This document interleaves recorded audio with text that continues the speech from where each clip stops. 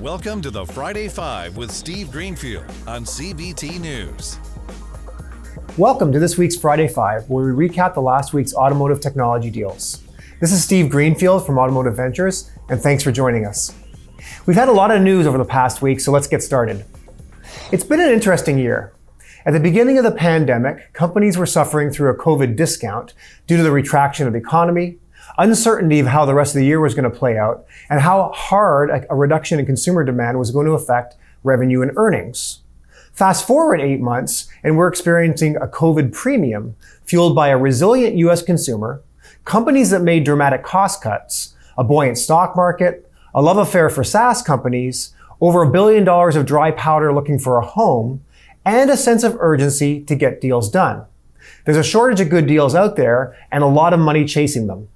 This is causing strong valuation premiums that we've seen in both the public markets and with private companies.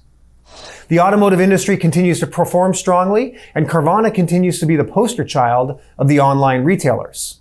CARVANA delivered a strong Q3 with their first ever positive EBITDA quarter and more than $4,000 gross profit per unit.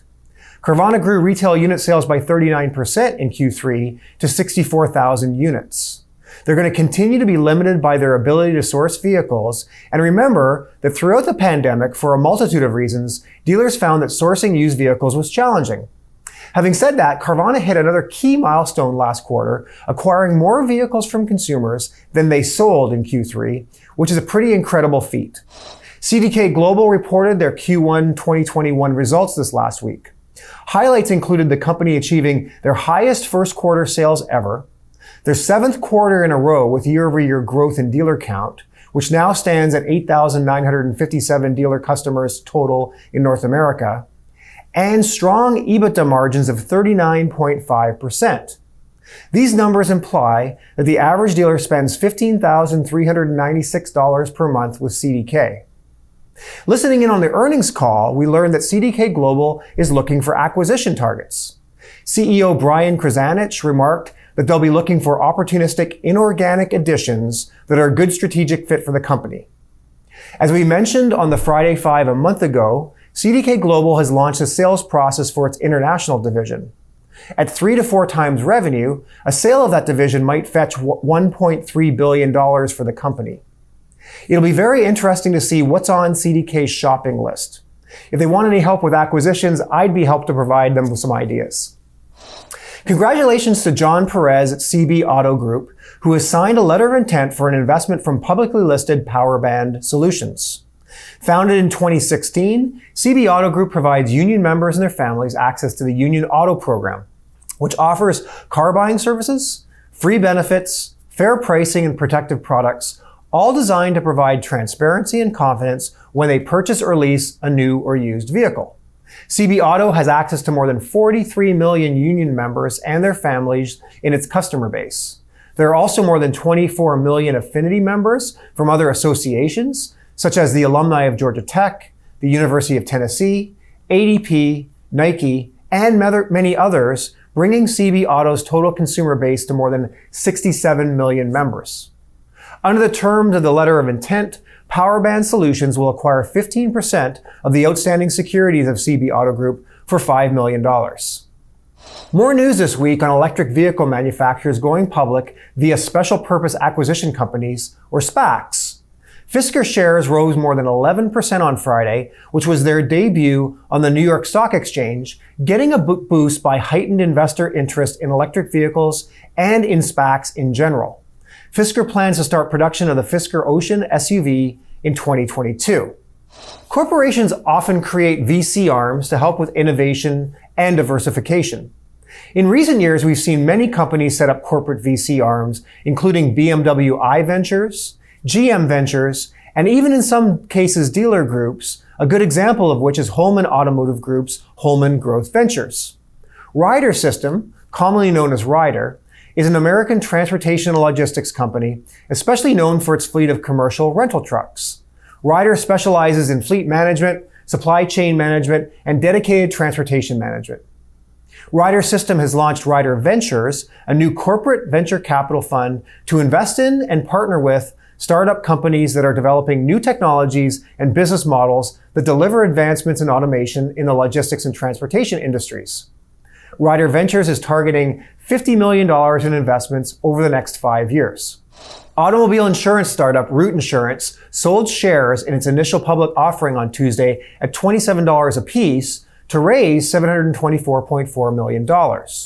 Root's IPO is bigger than those of other technology-powered insurance providers that have gone public this year. In May, insurance comparison website SelectQuote Insurance Services raised $360 million in a listing that valued the firm at $3.25 billion, while SoftBank Group-backed insurance provider Lemonade was valued at $1.6 billion in an IPO that raised $319 million in July. Founded in 2015, Root began by offering car insurance and now uses a smartphone-administered driving test and an algorithm to offer estimates. Daimler AG's truck division has invested in LiDAR developer Luminar Technologies as part of a broader partnership to produce autonomous trucks capable of navigating highways without a human behind the wheel. The undisclosed investment by Daimler is in addition to the $170 million that Luminar is raising as part of its merger with special purpose acquisition company Gores Metropolis. Luminar will become a publicly traded company through its merger with Gores, which is expected to close in late 2020. We continue to highlight interesting companies in the automotive technology space to keep an eye on. If you read my monthly newsletter, I showcase a few companies each month, and we take the opportunity here on the Friday 5 to share some of those companies each week with you. Today, we'll look at 3 very interesting automotive technology companies: DriveCentric, asTech, and EVN.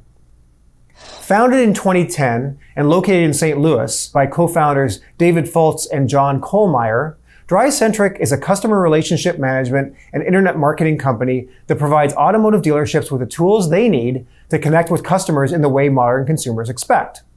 DriveCentric was founded with the goal of using rapidly evolving technology to deliver a cutting-edge suite of products that are simple enough to be used by anyone.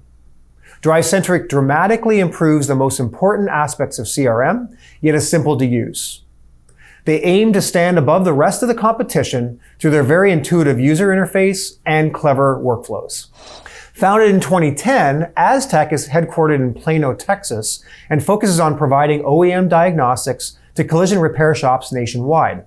asTech enables shops who may not have expert-level electronics technicians to work on any vehicle, no matter how complex, and receive advice from a master technician.